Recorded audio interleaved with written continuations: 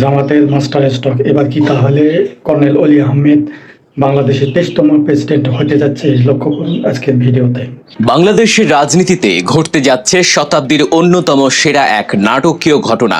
দীর্ঘ ৩৫ বছর পর দেশের ইতিহাসে এমন একটি রাষ্ট্রপতি নির্বাচন হতে যাচ্ছে যা নিয়ে সাধারণ মানুষের আগ্রহের কোনো কমতি নেই। কে হবেন বঙ্গভবনের পরবর্তী বাসিন্দা, কে বসবেন রাষ্ট্রের সর্বোচ্চ এই সম্মানের আসনে, এই নিয়ে যখন সারা দেশে টানটান উত্তেজনা, ঠিক তখনই রাজনৈতিক দাবা খেলায় এমন এক চাল চালা হলো যা দেখে রীতিমতো হতবাক পুরো দেশের রাজনৈতিক বিশ্লেষকরা। শুরুতেই আপনাদের জন্য একটা গুড নিউজ দিয়ে রাখি। অনেকেই ভেবেছিলেন বর্তমানে স্পিকার হাফিজউদ্দিন সাহেব হয়তো রাষ্ট্রপতি হতে যাচ্ছেন, কিন্তু না, তিনি রাষ্ট্রপতি হচ্ছেন না, তিনি জাতীয় সংসদের স্পিকার পদেই বহাল থাকছেন। এর মানে হলো আমাদের সংসদ আগের মতোই প্রাণবন্ত থাকছে। স্পিকার হিসেবে তার যে বলিষ্ঠ ভূমিকা তা থেকে দেশবাসী বঞ্চিত হচ্ছে না। তাহলে প্রশ্ন হচ্ছে, রাষ্ট্রপতি কে হচ্ছেন? শেষ পর্যন্ত ভিডিওটি দেখতে থাকুন, কারণ এই নির্বাচনের আড়ালে লুকিয়ে থাকা এমন কিছু রাজনৈতিক হিসাব নিকাশ আজ আপনাদের সামনে তুলে ধরব, যা জানলে আপনিও চমকে উঠবেন। দীর্ঘ ৩৫ বছর পর দেশে যখন একটি প্রতিদ্বন্দ্বিতাপূর্ণ রাষ্ট্রপতি নির্বাচন হতে যাচ্ছে, তখন সবার নজর ছিল প্রধান দুই রাজনৈতিক শক্তির দিকে। আপনারা জানেন, রাষ্ট্রপতি নির্বাচিত হন জাতীয় সংসদে ৩৫০ জন সংসদ সদস্যের ভোটে। যে দলের সংখ্যাগরিষ্ঠতা আছে তাদের প্রার্থী যে জিতবেন এটা শতভাগ নিশ্চিত।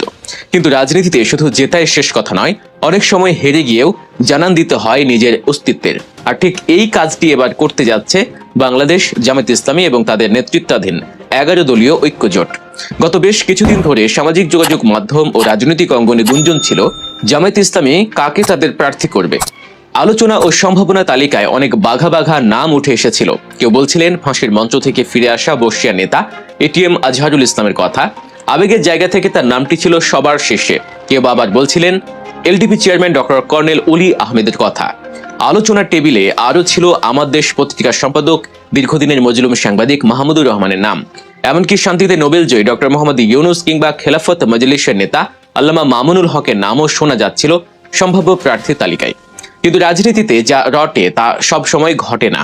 সব জল্পনা কল্পনার অবসান ঘটিয়ে 9 আগস্ট রোববার বেলা 11:30টায় রাজধানীর 29 মিন্টো রোডে জাতীয় সংসদের বিরোধী দলীয় নেতার বাসভবনে অনুষ্ঠিত হয় 11 দলীয় ঐক্যের শীর্ষ বৈঠক।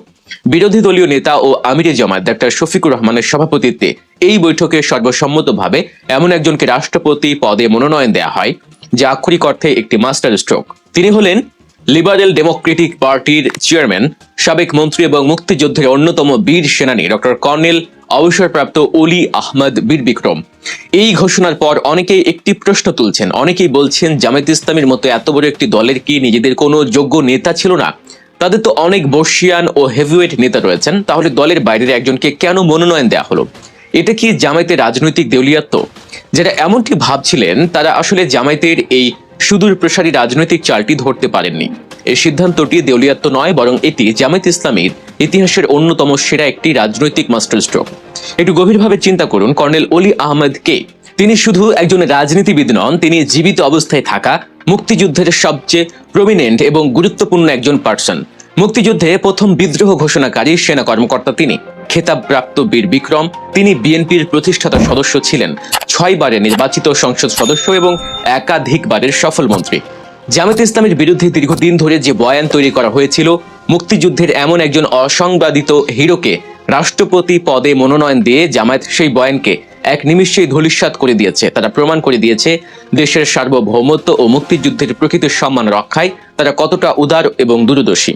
অন্যদিকে ক্ষমতাসীন দল বিএনপি থেকে বিএনপির পদে মনোনীত করা হয়েছে দলটির বর্তমান মহাসচিব মির্জা ফখরুল ইসলাম আলমগীরকে। এখানে কোনো সন্দেহ নেই যে মির্জা ফখরুল একজন সজ্জন ব্যক্তি। বিগত সরকারের চরম স্বৈরাচারী ও নিপীড়নমূলক শাসন আমলে তিনি বিএনপিকে পরম মমতায় আগলে রেখেছেন, দলকে ঐক্যবদ্ধ রেখেছেন। কিন্তু রাজনৈতিক ময়দানে তার আরেকটি পরিচয় নিয়ে জোর চর্চা রয়েছে। তার নিজের বক্তব্য অনুযায়ী তিনি আল্লাহর আইনের প্রতি সরাসরি বিশ্বাসী নন। এছাড়া তার পারিবারিক ব্যাকগ্রাউন্ড নিয়ে যে ঐতিহাসিক সত্যটি রয়েছে সেটি হলো তিনি মুক্তিযুদ্ধের একজন চিহ্নিত ও শাস্তিপ্রাপ্ত রাজাকারের সন্তান। এখন হিসাবটি মেলান, একদিকে জামায়াত ইসলামী, যাদের বিরুদ্ধে সবসময় মুক্তিযুদ্ধের বিরোধিতার অভিযোগ তোলা হয়, তারা রাষ্ট্রের সর্বোচ্চ পদের জন্য মনোনয়ন দিয়েছে মুক্তিযুদ্ধের সবচেয়ে গুরুত্বপূর্ণ বীর বিক্রম খেতাবপ্রাপ্ত একজন সেনানীকে। আর অন্যদিকে যারা নিজেদেরকে মুক্তিযুদ্ধের সপক্ষে শক্তি বলে দাবি করে বা সেই বয়ান দেয়, সেই বিএনপি মনোনয়ন দিয়েছে একজন চিহ্নিত রাজাকারের সন্তানকে। ন্যারেটিভের বাইরে গিয়ে বাস্তবে কারা মুক্তিযুদ্ধ এবং দেশের সার্বভৌমত্বকে সর্বোচ্চ অগ্রাধিকার দিচ্ছে, তা এই একটি রাজনৈতিক সিদ্ধান্তেই দিনের আলোর মতো স্পষ্ট হয়ে গেছে। অবশ্য এটা স্বীকার করতেই হবে যে দলীয় অবস্থান থেকে বিচার করলে মির্জা ফখরুল এবং কর্নেল অলি আহমদ উভয়েই নিজ নিজ জোটের জন্য বেস্ট চয়েস। কিন্তু নির্বাচনের ফলাফল কি হবে? ফলাফল আসলে সবারই জানা। জাতীয় সংসদে বিএনপির একক সংখ্যাগরিষ্ঠতা রয়েছে, তাদের আসন সংখ্যা 200-র বেশি। সংবিধান ও দলীয় শৃঙ্খলা অনুযায়ী বিএনপির কোনো সংসদ সদস্য দলের মনোনীত প্রার্থীর বাইরে ভোট দিতে পারবেন না, যাকে বলে হুইপ মানা। সুতরাং এটা নিশ্চিতভাবেই বলা যায় যে মির্জা ফখরুল ইসলাম আলমগীরই হতে যাচ্ছেন বাংলাদেশের পরবর্তী রাষ্ট্রপতি। কর্নেল অলি আহমেদ এই নির্বাচনে জিততে পারবেন না, এটা তিনি নিজেও জানেন, জামায়াতে ইসলামীও জানে। তাহলে প্রশ্ন হলো, হেরে যাওয়ার কথা জেনেও কেন প্রার্থী দিল জামায়াত? কেন এই নির্বাচন? এখানেই লুকিয়ে আছে ভবিষ্যতের রাজনীতির আসল সমীকরণ। রাজনীতিতে সবসময় সংখ্যার জোর দিয়ে সবকিছু বিচার করা যায় না। অনেক সময় উপস্থিতি জানান দেয়াটাই সবচেয়ে বড় জয় হয়ে দাঁড়ায়। জামায়াত ইসলামী জানে যে তাদের প্রার্থী জিতবে না, কিন্তু তারা এটাও জানে যে সংসদে তাদের এবং তাদের মিত্রদের যে ভোট রয়েছে তা যদি একত্রিত হয়, তবে কর্নেল অলি আহমেদ অন্তত 80 থেকে 90টি ভোট পাবে। এই 80 থেকে 90টি ভোট শুধু কয়েকটি সংখ্যার নয়, এটি বাংলাদেশের আগামী দিনের রাজনীতির একটি শক্ত ভিত।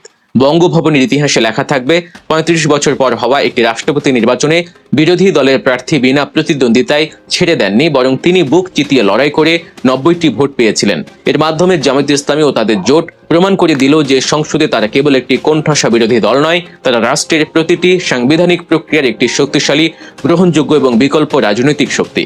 তারা প্রমাণ করলো যে তারা একটি ঐক্যবদ্ধ প্ল্যাটফর্ম তৈরি করতে সক্ষম, যার পেছনে একটি বিশাল জনসমর্থন ও সংসদীয় শক্তি রয়েছে।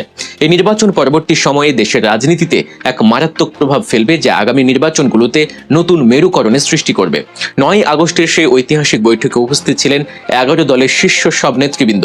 সেখানে জাতীয় সংসদের বিরোধী দলীয় চিফ হুইপ ও এনসিপির আহ্বায়ক নাহিদ ইসলাম, বাংলাদেশ খেলাফত মজলিসের আমির আল্লামা মামুনুল হক, বাংলাদেশ নেজাম ইসলাম পার্টির ভারপ্রাপ্ত আমির আব্দুল কাইয়ুম সুবহানি, বাংলাদেশ লেবার পার্টির চেয়ারম্যান ডাক্তার মুস্তাফিজুর রহমান ইরান, এবি পার্টির general secretary barrister Asaduzzaman Fuad সহ আরও অনেক শীর্ষ নেতা উপস্থিত থেকে এই ঐতিহাসিক সিদ্ধান্তে ঐক্যমত্য পোষণ করেন। এটি প্রমাণ করে যে ডানপন্থী ও ইসলামী মূল্যবোধে বিশ্বাসী দলগুলো এখন আগের যে কোনো সময়ের চেয়ে অনেক বেশি সুসংগঠিত এবং ঐক্যবদ্ধ। পরিশেষে বলা যায়, জয় পরাজয় বড় কথা নয়। এবার রাষ্ট্রপতি নির্বাচনে জামায়াত ইসলামী যে রাজনৈতিক পরিপক্কতা এবং দূরদর্শিতার পরিচয় দিয়েছে, তা বাংলাদেশের রাজনৈতিক ইতিহাসে একটি মাইল ফলক হয়ে থাকবে। কর্নেল অলি আহমেদ হয়তো বঙ্গভবনে বসবেন না, কিন্তু তিনি যে রাজনৈতিক ঐক্যের প্রতীক হয়ে এই নির্বাচনে লড়ছেন, তা ভবিষ্যতের একটি নতুন বাংলাদেশের ইঙ্গিত দিচ্ছে। প্রিয় দর্শক, আপনাদের কি মনে হয়, জামায়াত ইসলামীর এই সিদ্ধান্ত কি সত্যি একটি মাস্টার স্ট্রোক, নাকি এর পেছনে রয়েছে অন্য কোনো রাজনৈতিক হিসাব? আপনাদের মূল্যবান মতামত অবশ্যই কমেন্ট করে জানাবেন।